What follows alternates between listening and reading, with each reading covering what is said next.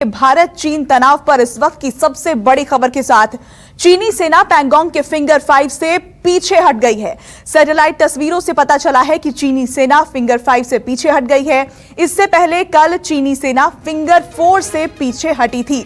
Galwan, hot spring और गोगरा से पहले ही चीनी सेना 1.5 से 2 किलोमीटर पीछे हट चुकी है। इस वक्त की बड़ी खबर, चीनी सेना फिंगर 5 के इलाके से भी पीछे हटी है। कल खबर आई थी कि फिंगर 4 का जो इलाका है उससे पीछे चीनी सेना हट गई है। हमारे सहयोगी मनीष कुमार इस खबर पर हमारे साथ जुड़ गए हैं। मनीष, अगर सैटेलाइट इमेजेस की माने तो चीनी सेना के फिंगर 5 इलाके से पीछे हटने की खबर है। भारत के लिए एक बड़ी सफलता इसे कहा जाए।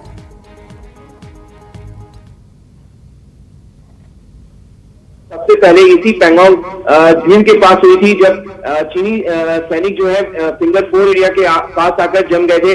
भारत जो है पेट्रोलिंग फिंगर 8 तक किया करता था, लेकिन फिंगर 4 के पास जब चीनी सैनिक आकर जम गए तो भारतीय सैनिक फिंगर 8 तक नहीं जा पा रहे थे।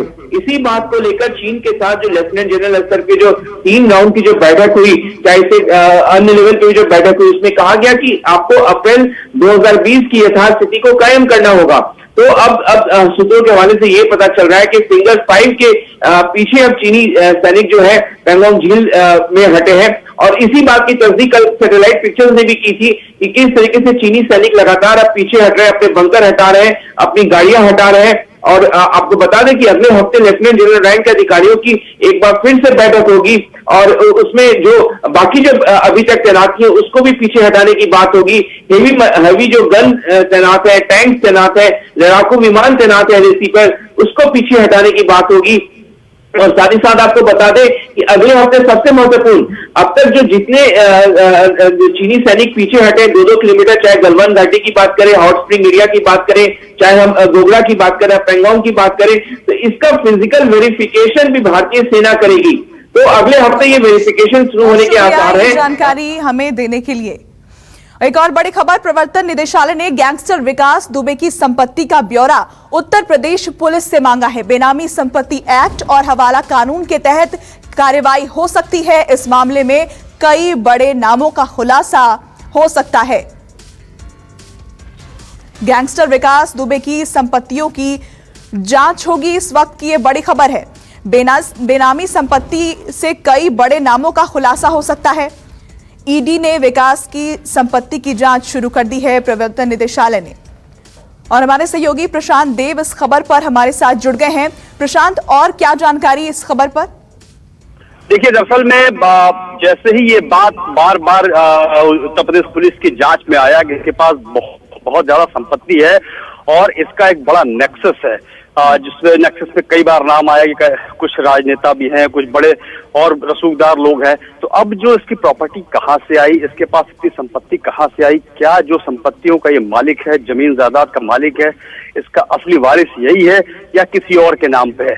जहां ये बात किसी और के नाम पे आती है वहां प्रवर्तन निदेशालय का एक्शन शुरू हो जाता है। उसी सिलसिले में तमाम वो दस्तावेज, तमाम वो report, FIR copy, chargesheet copy मांग ली है प्रवर्तन निदेशालय ने, इस बात की जांच करने के लिए कि इसके पास जितनी भी संपत्ति है वो कहाँ से आई, उसका असल मालिक कौन है। इसका मतलब कि बेनामी संपत्ति एक्ट के तहत ईडी जो है कार्रवाई करने की तैयारी कर रही है। इसके अलावा हवाला कानून के तहत भी, क्योंकि बताया जाता है कि बहुत सारे फंड का ट्रांसफर भी हुआ है। तो ये सारा जो है, जब पहले दस्तावेज मांगा है, उसके बाद एक प्राथमिक कंप्लेंट ईडी दर्ज करेगी उत्तर प्रदेश की जो FIR है यूपी पुलिस की, उस FIR के आधार पर। और इस पर लखनऊ यूनिट जो जोन है प्रवर्तन निदेशालय का, इसके अलावा जो विशेष जांच यूनिट है दिल्ली मुख्यालय में, दोनों जगह से मिल करके इस पर कार्रवाई करने की तैयारी चल रही है। जैसे ही रिपोर्ट ईडी के पास आएगी, उसके होता ये है कि उसको ईडी उस पे थोड़ा जानकारी लेती है। उसके बाद ईडी और यूपी पुलिस की FIR के आधार पर एक मुकदमा अपने यहाँ दर्ज करती है, जिसको ECIR बोलते हैं। उसके बाद ईडी अपनी कार्रवाई करती है और ईडी की इस कार्रवाई में आयकर विभाग भी शामिल होता है। ऐसे प्रशांत, बहुत शुक्रिया आपका ये तमाम जानकारी हमें देने के लिए।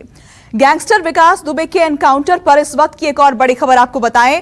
MP पुलिस के सूत्रों से यह खबर आ रही है कि यूपी STF उज्जैन आ सकती है। बताया जा रहा है कि STF ये जांच करेगी कि उज्जैन और महाकाल मंदिर के आसपास विकास कैसे पहुंचा और किसकी मदद से पहुंचा। तो सूत्रों के हवाले से इस वक्त की बड़ी खबर है, यूपी एसटीएफ की टीम उज्जैन पहुंच सकती है जांच के लिए। महाकाल मंदिर के आसपास और उज्जैन के इलाकों में यूपी एसटीएफ की टीम जांच करेगी। सूत्रों के हवाले से इस वक्त की ये एक बड़ी खबर आपको बता रहे हैं।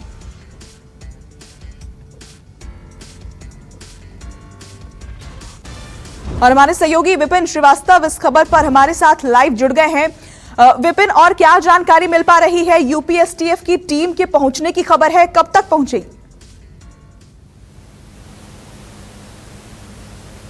कोई अभी बयान नहीं आया है, लेकिन कहीं जो यूपी एसटीएफ की यहाँ पर पहुंचने की जानकारी जरूर मिली है। और दो तीन बड़े अहम पहलू हैं। एक तो वो शराब कारोबारी जिसको लगातार जिस दिन विकास दुबे को यहाँ से अरेस्ट किया गया था उसके दोपहर तक एक शराब कारोबारी हैं, उज्जैन में रहते हैं, उनको पुलिस ने पूछताछ के लिए बिठाया। और ये इस बिहार पर कि वो शराब कारोबारी के घर पर पहुंचा था विकास दुबे, रात में वहां रुका था, इस तरह की जानकारी, इस तरह के इनपुट के आधार पर हिरासत में लिया था। और उसके साथ साथ दो और लोग हैं, उनको भी हिरासत में लेकर पूछताछ कर रही है। और उसमें खास तौर पर यूपी एसटीएफ जो है, ऐसी जानकारी मिल रही है कि वो भी अब उनसे पूछताछ करेगी, क्योंकि एक बहुत सारे ऐसे पहलू हैं जो सामने आ रहे हैं। क्योंकि अकेला विकास दुबे यहाँ नहीं था, ऐसी भी जानकारी मिल रही है कि कुछ और लोग उसके साथ में थे। 2 से 3 लोग ऐसे बताए जा रहे हैं जो उसके साथ में, जिन पर पुलिस अभी यहाँ पर जानकारी इकट्ठी कर रही है कि आखिरकार वो लोग कौन थे और कहाँ थे, उसका साथ किस किस ने दिया। क्योंकि उज्जैन एक बड़ा ऐसा पॉइंट है जहां पर आखिरी बार विकास दुबे को यहाँ पर देखा गया। तो जिन से विकास दुबे की मुलाकात हुई थी उन तमाम लोगों से पूछताछ की जा रही है, चाहे वो जिन गाड़ियों में सवार हुआ था, चाहे एक खबर ये भी आ रही है कि किसी ऑटो में सवार होकर विकास दुबे करीब 4:30 बजे के आसपास दिखा था। नानाखेड़ा एक यहाँ पर स्पॉट है जहां से महाकाल मंदिर का 7:30 बजे का जो हमने अपने उसमें सीसीटीवी फुटेज दिखाया था, जिसमें 7:30 बजे के आसपास महाकाल मंदिर विकास दुबे पहुंचा था। उस दौरान विकास दुबे कहाँ गया था, वो तमाम पहलुओं पर अभी जांच का विषय है। पुलिस लगातार उन लोगों को ट्रेस कर रही है कि जिन लोगों के संपर्क में आए, क्योंकि बड़ा क्लू जो मिल सकता है वो यही मिल सकता है कि विकास दुबे जिस आखिरी शख्स के साथ मिला था उस तक किस तरह की जानकारी उसने शेयर की थी, कौन कौन सी जानकारी सूचना उसने दी थी, क्या ऐसे राज थे जिनको उसने बताया था। ये तमाम पहलू अब जांच का विषय है, क्योंकि इसके बाद यहाँ से करीब रात को जब यूपी एसटीएफ की टीम जो एमपी पुलिस के साथ बॉर्डर पर पहुंची थी, इस दौरान किसी तरह की कोई बातचीत नहीं हुई, ऐसी खबर है। तो फिर जो तमाम जांच है, तमाम जो पूछताछ है, जो तमाम बातें सामने आई थी वो कहीं ना कहीं उज्जैन में सामने आई थी, उज्जैन में ही अपडेट हम तक पहुंचाने के लिए। और इसी से जुड़ी एक और खबर, विकास दुबे की पत्नी के बाद उसके साले को भी यूपी एसटीएफ ने रिहा कर दिया है। यूपी एसटीएफ की प्रयागराज यूनिट ने राजू खुल्लर को शहडोल से हिरासत में लिया था, जिसे अब रिहा कर दिया गया है। और उत्तर प्रदेश के कानपुर में एनकाउंटर में मारे गए 8 पुलिसकर्मियों की हत्या के मुख्य आरोपी विकास दुबे के राजस्थान आकर यहां कुछ घंटे रुकने की खबरों को लेकर जांच तेज हो गई है। कहा जा रहा है कि अलवर या धौलपुर जिले के कुछ शातिर बदमाशों से उसने यहां आकर सहायता मांगी थी। इसकी कई वजह है। राजस्थान के पड़ोसी राज्यों के अपराधियों की शरणस्थली बन चुके अलवर में शातिर बदमाशों की करीब 1 दर्जन से ज्यादा गैंग सक्रिय हैं और इसको लेकर जांच शुरू कर दी गई है। और जयपुर से हमारे सहयोगी केजू श्रीवत्सन इस वक्त हमारे साथ जुड़ गए हैं। श्रीवत्सन, क्या जानकारी मिल पा रही है? राजस्थान के कई इलाकों में पूछताछ चल रही है, छापेमारी भी चल रही है।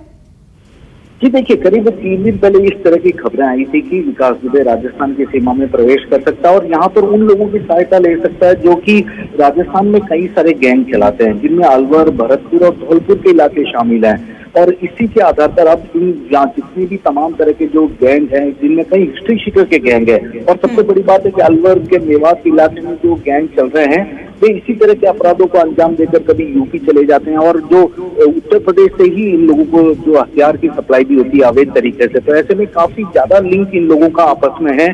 तो इसी के आधार पर राजस्थान के इंटेलिजेंस विभाग ने अपनी पूरी जांच शुरू कर दी है। और जो ये गैंग है, हालांकि पुलिस के लिए, खुद की राजस्थान पुलिस के लिए इन गैंग को पकड़ना काफी मुश्किल हो रहा है, लेकिन इनसे जुड़े लोगों से पूछताछ कर रही है। इनके फोन को सर्वेलेंस में लेकर राजस्थान पुलिस खंगालने की कोशिश कर रही है कि क्या विकास दुबे राजस्थान में आया आया था तो यहाँ पर किस तरह के हिस्ट्री शीटर लोगों ने उसकी सहायता की, तो इस तरह की तमाम जानकारी जुटाने की कोशिश अब राजस्थान इंटेलिजेंस विभाग के अधिकारी भी कर रहे हैं।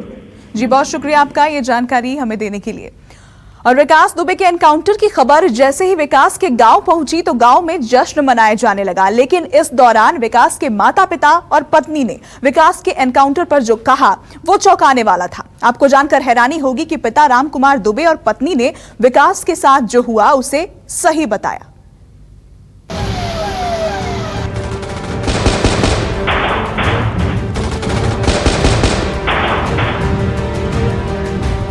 उसे दबंगई का शौक और अपराध करने का जुनून सवार था। इसी शौक और जुनून ने उसे न सिर्फ अपनों से दूर किया, बल्कि विकास को जो उसके किए की सजा मिली उसे गैंगस्टर के घर वालों ने सही भी ठहराया। जरा सोचिए, जब एक पिता अपने बेटे को किसी ऐसी घटना में खो दे तो उस पर क्या बीतेगी। लेकिन विकास के पिता राम कुमार दुबे ने जो कहा वो सुनने के बाद आपको विकास की आपराधिक छवि का अंदाजा हो जाएगा। चारपाई पे लेटे ये है विकास के पिता राम कुमार दुबे, जिन्होंने विकास को एनकाउंटर में मारे गिराए जाने की बात को सही करार दिया। इतना ही नहीं, जब राम कुमार दुबे से ये पूछा गया क्या विकास के अंतिम संस्कार में आप जाएंगे तो उन्होंने साफ इनकार कर दिया। कुछ लोग आए थे, उन्होंने कहा कि आपका लड़का मार दिया गया है, तो हमने कहा ठीक किया गया। जो हमारा कहा अगर वो मानता तो आज इस दशा को क्यों प्राप्त होता। विकास ने हमारी कोई मददें नहीं कभी की। अगर मुख्यमंत्री जो है उनके एक हाथ में शांति का संदेश है तो दूसरे हाथ में दंड है। आखिरकार वो ऐसा न करें तो कल को दूसरे लोग इसी प्रकार के कार्य करने लगेंगे। आपने पिता को तो सुन लिया, अब आप विकास की पत्नी के उस बयान को भी सुन लीजिए, जिसमें विकास के साथ जो हुआ उसे विकास की पत्नी ने भी सही बताया। ये उस वक्त की तस्वीरें हैं जब विकास दुबे के अंतिम संस्कार के लिए उसकी पत्नी कानपुर के अयोध्या मोक्षधाम जा रही थी। एनकाउंटर सही हुआ या गलत हुआ? ये सही हुआ, ये बहुत सही हुआ। बस रिश्तेदारी बता दीजिए, क्या रिश्ता है आपका? रिश्ता कुछ नहीं है, कुछ भी रिश्ता नहीं है। छोड़ दो भैया, छोड़ दो, जाने दो, छोड़ दीजिए। विकास की पत्नी और पिता के बयान ने साफ कर दिया कि विकास दुबे जराइम के इस दलदल में ऐसा रम चुका था कि वो खुद को कानून से ऊपर मानने लगा था। शायद यही वजह थी कि विकास ने बिना किसी डर के 8 पुलिस कर्मियों की निर्मम हत्या कर दी थी। वहीं पिता के अंतिम संस्कार के बाद विकास का बड़ा बेटा अपनी बीमार दादी से मिलने पहुंचा, जो विकास के छोटे भाई दीप प्रकाश के साथ लखनऊ के कृष्णनगर में रहती हैं। किसके आईडी ला मेरी मम्मा के अब कहाँ चले गए थे? इधर प्लीज। आप कौन है? कौन है आप?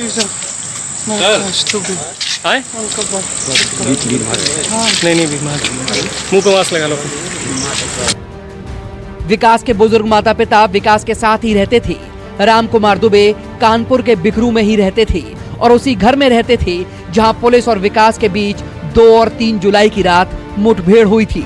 लेकिन उस घटना के बाद से विकास की मां सरला देवी अपने दूसरे बेटे के घर चली गई थी।